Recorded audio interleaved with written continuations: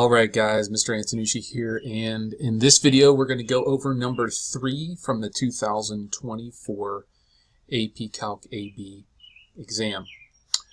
So, number 3, the depth of seawater at a location can be modeled by the function h that satisfies the differential equation dH dt equals 1/2 quantity h minus 1 cosine t over 2, where h of t is measured in feet and t measured in hours after noon. Put t equals 0. It is known that h of 0 equals 4. So a portion of the slope field for the differential equation is provided. Sketch the solution curve h of t through the point 0, 4. So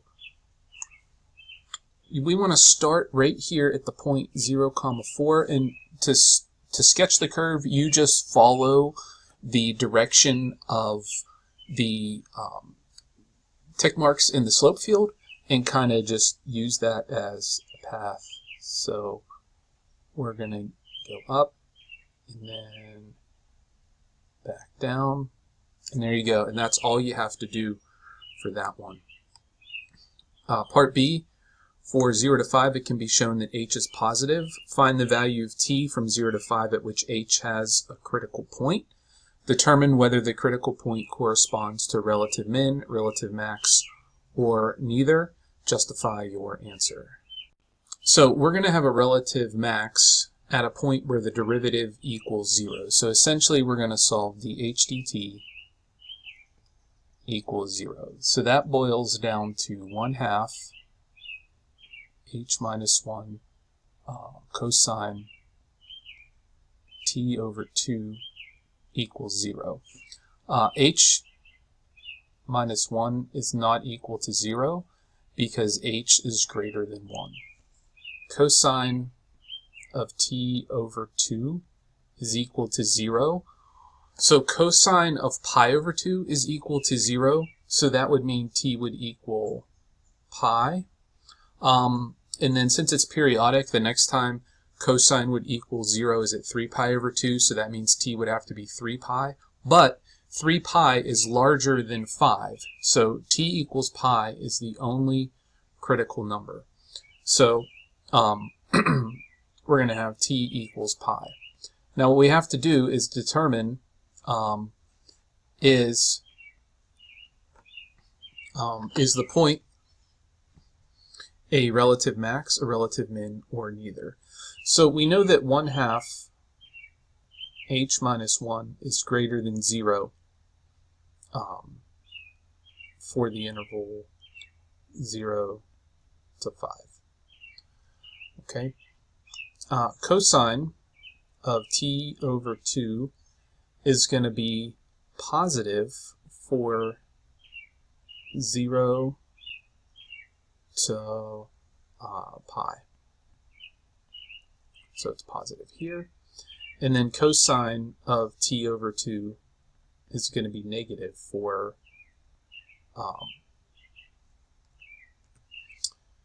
t between pi and 5. Okay, so since dH dt changes from positive to negative at t equals pi, h of pi is a max. You say relative max.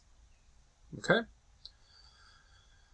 So, the last question here, use separation of variables to find y equals h of t, the particular solution to the differential equation. So we have to separate, so you would divide by the h minus 1 and multiply by dt. So you'd have 1/2 cosine t over 2 times dt. Integrate both sides.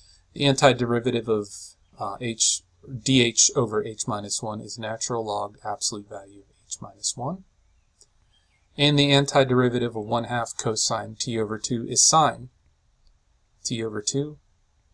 And that lines up perfectly. Don't forget your plus c. Because if you check by chain rule, you'd get cosine t over 2 times a half, which is what we had. At this point, you want to plug in the initial condition h of 0 equals 4. So that means natural log of 3. Because if h is 4, 4 minus 1 is 3, equals sine of 0 plus c. So natural log 3 equals c. Sine of 0 is 0. So then we plug that in to our general solution.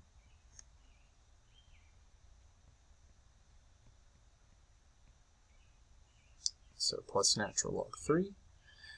And then since they asked for the y equals h of t, we want to solve this for h. So we exponentiate both sides. The e and the natural log cancel, and if we take the absolute values off, that means the answer could have been plus or minus. So plus or minus e to the sine t over 2 plus ln 3. Now, since the initial condition is that when you plug in 0, you would get 4, that would mean that the plus or minus has to be the positive solution. Okay, so this would be h minus 1 equals, now, 3e to the sine t over 2. Now, I got that by, since this is adding exponents, I can think of this as e to the sine t over 2 times e to the natural log 3. And then simply add 1 to both sides. So you have h equals 1 plus 3e to the sine t over 2.